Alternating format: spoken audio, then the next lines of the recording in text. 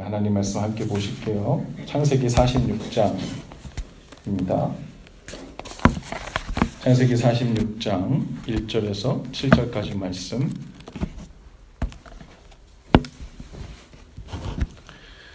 저 여러분이 한 목소리를 읽겠습니다. 창세기 46장 1절에서 7절입니다. 시작. 이스라엘이 모든 소유를 이끌고 떠나 브엘세바에 이르러 그의 아버지 이삭의 하나님께 희생 제사를 드리니 그 밤에 하나님이 이상 중에 이스라엘에게 나타나 이르시되 야곱아 야곱아 하시는지라. 야곱이 이르되 내가 여기 있나이다 하매 하나님이 이르시되 나는 하나님이라. 내 아버지의 하나님이니 애굽으로 내려가기를 두려워하지 말라. 내가 거기서 너로 큰 민족을 이루게 하리라. 내가 너와 함께 애굽으로 내려가겠고 반드시 너를 인도하여 다시 올라올 것이며 요셉이 그의 손으로 내 눈을 감기리라 하셨더라. 야곱이 브엘세바에서 떠날새 이스라엘의 아들들이 바로가 그를 태우려고 보낸 수레에 자기들의 아버지 야곱과 자기들의 처자들을 태우고 그들의 가축과 가나안 땅에서 얻은 재물을 이끌었으며 야곱과 그의 자손들이 다 함께 애굽으로 갔더라. 이와 같이 야곱이 그 아들들과 손자들과 딸들과 손녀들 곧 그의 모든 자손을 데리고 애굽으로 갔더라. 아멘. 오늘 본문 말씀에는 야곱이 애굽으로 이민 간 내용에 대한 이야기죠. 죄송한데 마이크 볼륨 좀 조금만 높여주시겠어요? 아니면 이게 꺼져서 소리가 그런지도 모르겠는데 야곱이 애굽으로 이민을 갔습니다. 근데 이 이민 가는 일이 참 쉽지 않아요. 왜냐하면 그곳에 가서 어떻게 살까 하는 뭐 그런 걱정도 있겠지만 야곱에게 있어서 지금 가장 우려되는 일은 지금 내가 거하고 살고 있는 이 땅이 하나님께서 약속하신 땅이고 그래서 하나님의 뜻이 있는 곳에 내가 살고 있다고 생각하고 있는데 지금 가뭄이 들고 기근이 일어서 이 피신하는 마음으로 이 애굽 땅에 내려가 살게 된다면 이것이 하나님의 뜻일까? 내려가도 되나? 그게 제일 걱정인 거죠. 우리가 야곱의 히스토리를 쭉 둘러보면 야곱이 뭐 그렇게 믿음이 좋았던 사람 같아 보이지 않아요. 그리고 그 사는 방법도 그렇게 거룩해 보이지 않습니다. 그런데 야곱을 칭찬하기로 맘먹고 야곱의 행적을 살펴보면 그나마 잘했던 것들 중에 군데군데 굵직한 것들이 하나씩 드러나는데 그것은 무엇이냐면 자의든 타의든 하나님의 뜻을 묻고 하나님의 명령에 의해 이동을 하며 살았다는 겁니다. 라반 삼촌의 집에서 살다가도 하나님께서 다시 그 고향 땅으로 가라는 음성을 듣고 거기서 이제 출발하기로 마음을 먹죠. 가나안 땅에 들어와 살고 있다가도 딸 디나의 일로 이건 거의 뭐 죽게 된 그 가나안 족속들에게 포로가 된 형국에서 하나님께서 다시 베델로 올라가라 하니까 또 다 싸들고 베델로 갑니다. 또 오늘 이 본문에도 사실은 이 야곱이 아무것도 묻지 않고 애굽으로 가도 주변 사람들이 크게 뭐라고 할 만한 상황은 아니에요. 왜요? 어떤 상황입니까? 지금 가나안에 기근이 왔어요. 가뭄이 들었습니다. 몇 년째요? 2년째. 가뭄이 들었고 요셉의 말에 의하면 앞으로 5년 동안 가뭄과 기근이 계속될 거고 그때는 파종도 못한대요. 뭐 심어놓고 조금 수확을 할까 말까 기다리는 게 아니라 아예 파종도 못한대. 그런 횟수가 앞으로 5년 더 갈 거라는 겁니다. 그리고 무슨 상황이 있어요? 지금 자기 죽은 줄로 알았던 요셉이 애굽의 총리가 되었대요. 그리고 지금 총리가 돼가지고 애굽으로 이민 오라고 가족 초청을 한 상황인데 여러분 좀 마다할 게 뭐겠어요? 여러분 누군가 미국에 와가지고 열심히 공부하고 이곳에서 취업도 하고 또 커리어도 쌓고 하다가 누군가 우리 미국의 대통령이 됐다고 칩시다. 1.5세가 미국 대통령이 됐는데 한국의 가족들을 초청했어요. 그 가족들이 지금 올까 말까 고민해야 될 상황일까요? 더군다나 한국에 가뭄과 기근이 들어서 다 죽어나가요.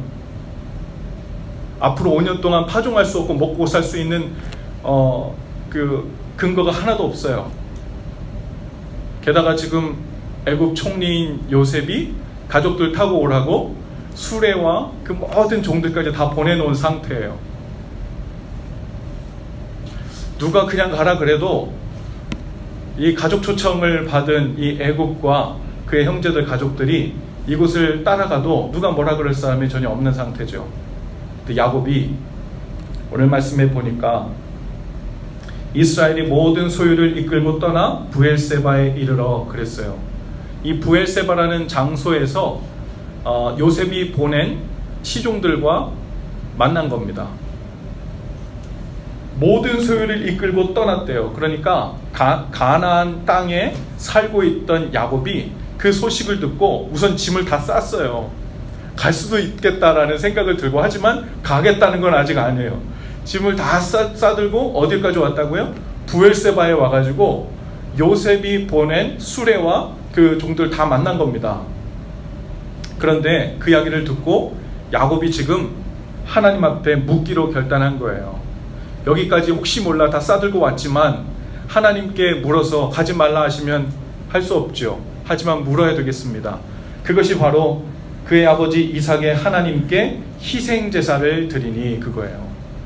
희생제사를 드리면서 하나님의 뜻을 물은 겁니다. 우리가 이 본문을 보면서 우리 가운데 여러 가지 의아한 것들을 발견할 수 있어요. 첫 번째는 아까 말씀드린 대로 하나님이 약속하신 땅, 하나님의 뜻이 있는 곳에 내가 살고 있다고 머물러 있다고 생각했는데 바로 그 장소에도 뭐가 올 수 있다고요? 가뭄이 올 수 있다고요. 굶어 죽는 기근의 역사가 있을 수 있다고요. 이해할 수 없습니다. 하나님이 가라고 해서 왔고, 하나님이 이곳이 내 뜻이 머물러 있는 곳이다 해서 살고 있는데 그곳에서 넉넉히 풍요롭게 문제없이 살 수 있는 상황이 주어지지 않는 거예요.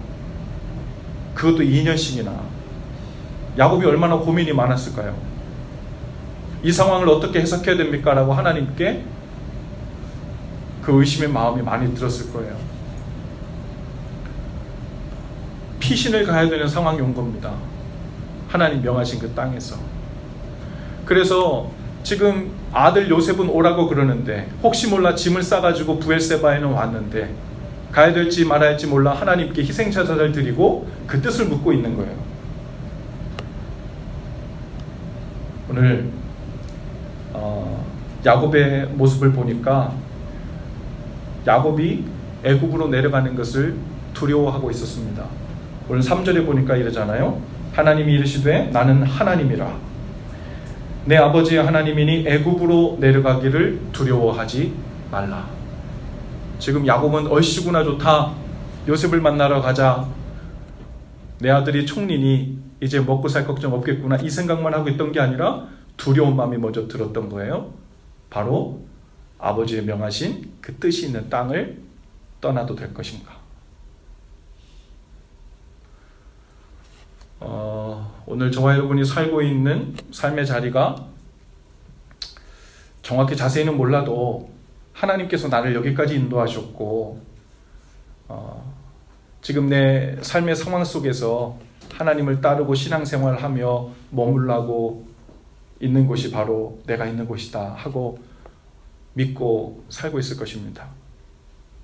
그런데 이상한 것은 하나님의 뜻을 구하고 그분을 경외하며 살려고 애쓰고 있는데 그 삶을 살다가 특별히 죄를 진 것 같지도 않은데 무슨 일이 일어나요? 가뭄을 겪어요. 참 살기 힘든 기근과 어떨 때는 영적 목마름도 느낄 수도 있죠.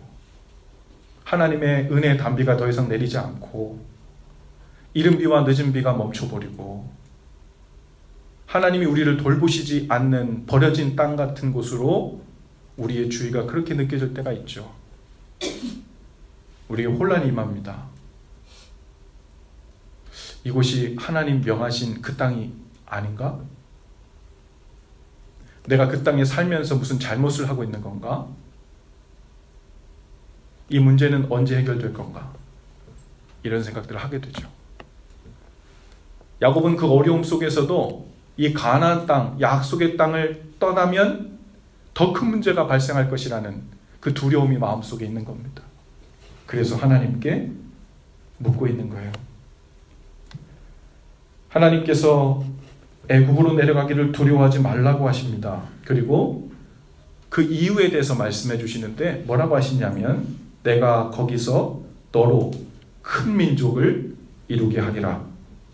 내가 너와 함께 애굽으로 내려가겠고 반드시 너를 인도하여 다시 올라올 것이며 요셉이 그의 손으로 내 눈을 감기리라. 이렇게 말씀하십니다. 애굽으로 내려가서 하나님의 약속의 땅은 잊어버리란 말이 아니라 어떤 얘기예요?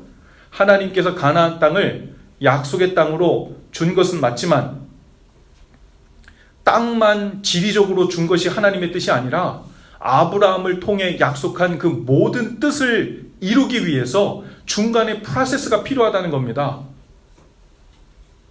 위로 쭉 거슬러 올라가서 아브라함에게 주셨던 하나님의 여러 약속 중에 어떤 약속이 있냐면요, 아직 이 애굽으로 내려갈 상황을 미리 보지도 않은 시대인데 하나님께서 아브라함에게 어떤 예언을 하시냐면 네 자손이 이방 땅에 가서 오랫동안 살다가 종살이하게 될 거다.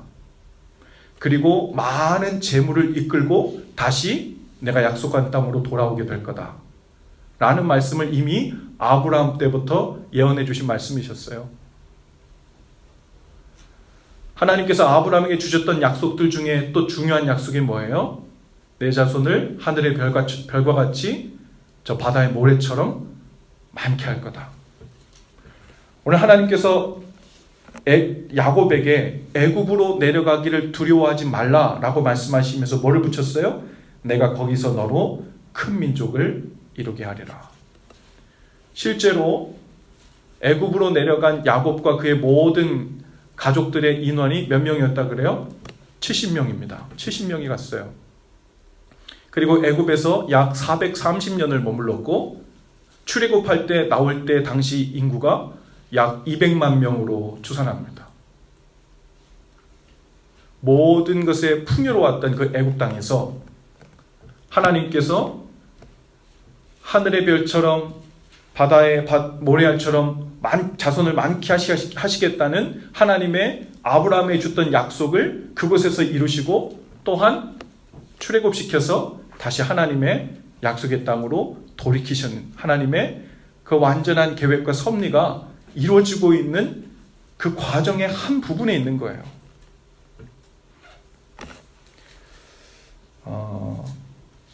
하나님께서 애굽으로 내려가는 야곱의 자손들과 함께 갈 것이고 함께 하겠다고 약속하십니다. 이렇게 생각해 볼 수 있어요.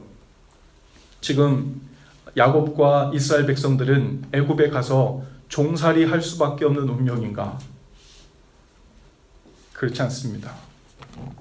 여러분, 애굽으로 내려간 그 야곱과 야곱의 가족들은 아들 요셉이 총리로 있던 기간에 아주 좋은 대우를 받았죠.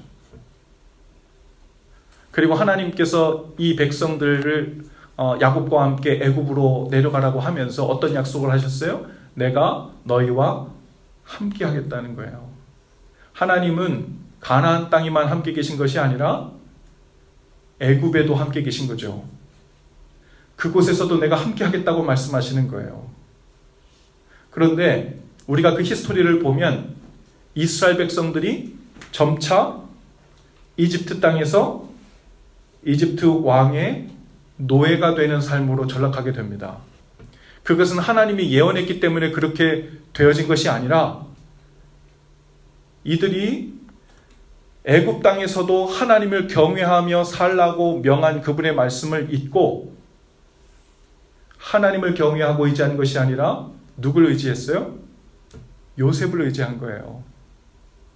그리고 요셉이 죽고 나니까 하나님도 점차 잊어지기 시작한 겁니다.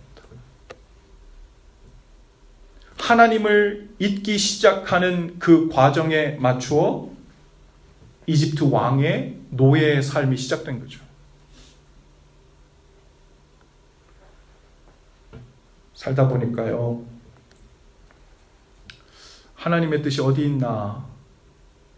내가 하나님 부르신 이곳이 분명 하나님이 여기까지 인도하신 것 같은데 왜 이곳에서도 가뭄을 만나고 기근을 만나고 피신해야 되는 이런 일을 겪어야 되나 하고 의아할 때가 있습니다.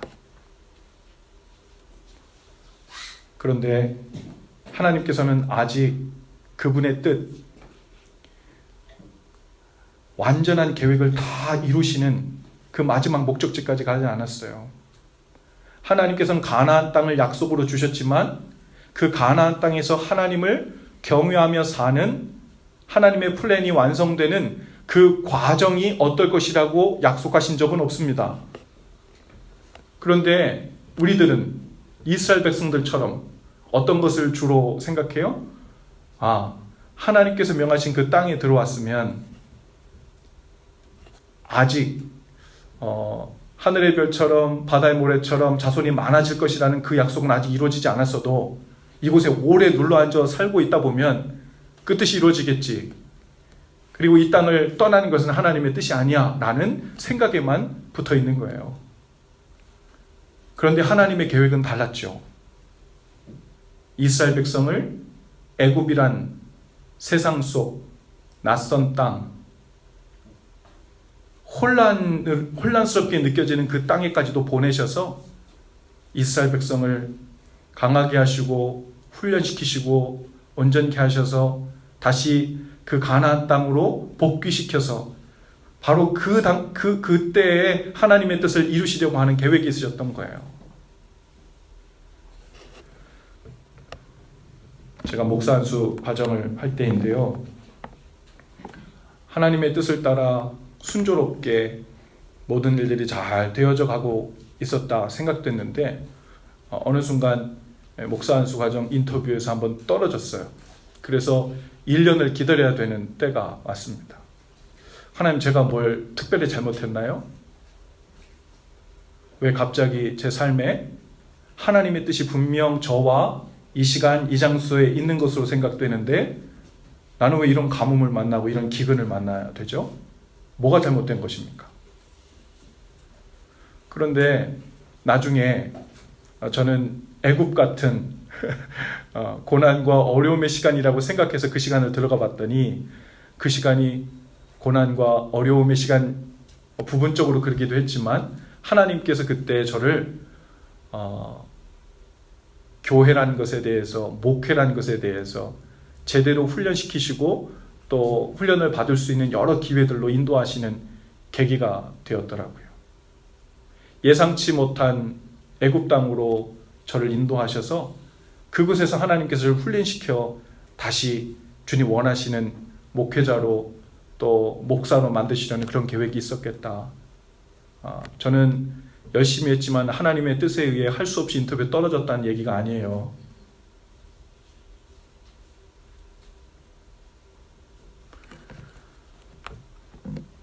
우리가 지금 서 있는 인생의 장소, 내가 겪고 있는 어려움과 고난, 어쩌면 우리는 야곱처럼 가나안 땅에는 들어와 살고 있는 것 같은데 가나안 땅다운 풍요를 누리지 못하고 있는 의아한 그런 상황 속에 지금 우리가 살고 있는 상황일 수도 있어요. 또 어떤 사람들은 갑자기 내 삶에 문제라는 가뭄과 기근이 들어서 2년째 어려움을 겪고 있는 그런 상황에 있는 분들도 있을지 몰라요. 또 어떤 분들은 하나님과 함께 애굽과 같은 곳으로 예상치 못한 낯선 땅으로 인도함 받아 가나안 땅에 있어야 되는데 나는 왜 여기 와 있나? 그러면서 하나님의 뜻은 무엇일까?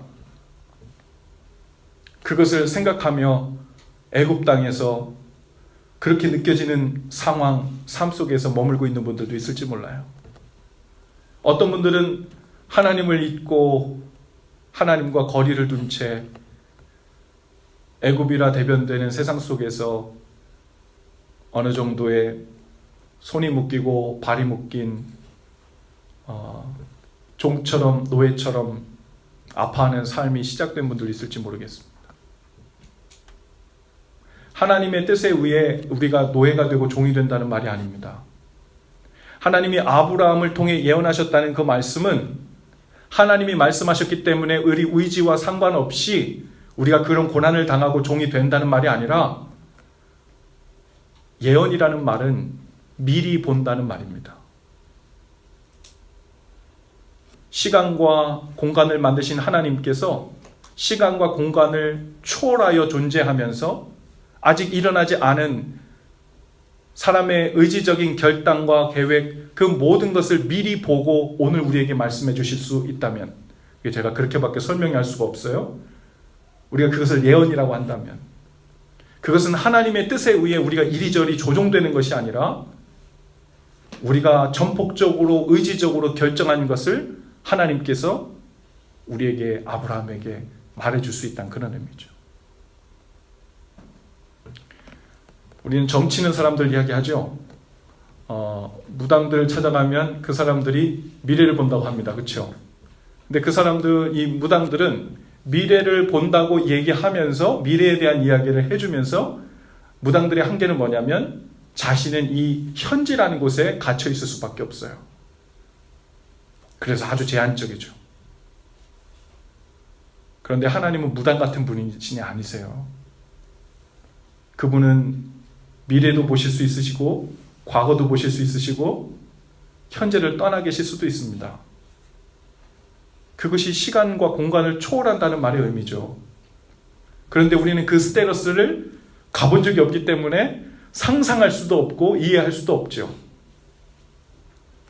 여러분, 그런데 하나님께서 만약 그것이 불가능하다고 한다면 하나님이 미리 보고 우리에게 말씀하신다는 것은 거짓말이 될 수밖에 없어요. 그건 불가능하게 되잖아요. 그럼 그분은 신이 아니잖아요. 우리는 이해할 수 없는 이 상황 속에 있지만 하나님께서 우리의 삶 가운데 이뤄가시는 섭리라고 하는, 경륜이라고 하는 그 과정 속에서 하나님 일하시는 방법을 보게 됩니다. 그렇게 본다면 여러분, 오늘 우리가 살고 있는 이 땅에서 경험하는 기근이든 가뭄이든 애굽으로 내려가는 중이든 그 모든 과정이 재앙입니까? 재앙이 아니죠. 하나님께서 야곱과 그의 백성들을 애굽으로 불러들이시고 하나님의 뜻을 이루어 가시는 그 전체 과정의 한 스텝인 거예요. 오늘 여러분 어느 과정 중에 있습니까? 어떤 종류의 기근과 가뭄을 경험하고 있어요. 중요한 건 하나님께서 오늘 애굽으로 내려갈 때 야곱과 함께 하시겠다고 약속하신 것처럼 우리와도 함께 계신다는 것을 경험하고 믿는 일이죠. 그것을 놓치지 않으면 되는 거죠. 가뭄을 만났더라도 기금을 만났더라도. 오늘 여러분 하나님과 동행하고 있다면 우리 밟고 서 있는 이 땅이, 이 상황이 예상치 못한 곳이어도 괜찮습니다. 그 여정의 한중간에 우리가 있을 수 있어요. 오늘 우리의 기도가 이랬으면 좋겠어요. 우리 그 가사에 주님 말씀하시면 후렴 부분을 좀 한번 띄워봐 주시겠어요?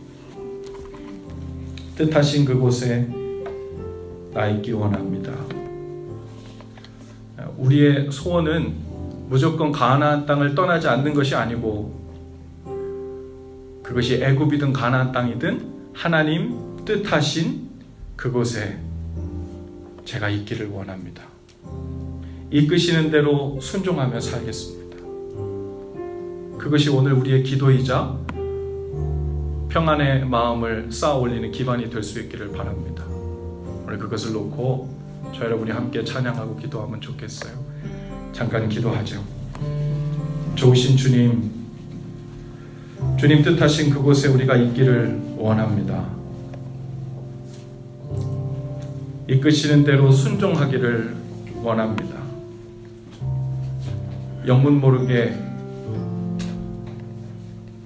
우리의 삶이 가나안을 떠나게 되는, 피신하게 되는 일이 발생하여 놀랄지라도 주님 함께 가시고 주님 뜻이 계신 곳이면 그곳이 주님 원하시는 바로 그 자리임을 믿고 우리가 나아가겠습니다. 두려워하지 않게 하시고 주님과 함께 걷는 그 길에 담대함을 주시며 평안의 걸음 되도록 인도해 주옵소서. 예수님 이름으로 기도합니다. 아멘. 우리 함께 찬양하며 주님께 나아가십시다. 주님 말씀하시면 주님 말씀하시면 내가 나아가리라. 주님 뜻이 아니면 내가 멈춰서리라. 나의 가고 서는 건 주님 뜻에 있으니 오 주님 나를 이끄소서. 주님 말씀하시면 주님 말씀하시면 내가 나가리라. 주님 뜻이 아니면 내가 멈춰서리라. 나의 가고 서는 건 주님 뜻에 있으니 오 주님 나를 이끄소서. 뜻하신 그곳에 뜻하신 그곳에 나 있기 원합니다. 이끄시는 대로 순종하며 살리니 연약한 내 영혼 보하여 일하소서. 주님 나라와 그 뜻을 위하여 뜻하신 그곳에 뜻하신 그곳에 나 있기 원합니다. 이끄시는 대로 순종하며 살리니 연약한 내 영혼 공하여 일하소서. 주님 나라와 그 뜻을 위하여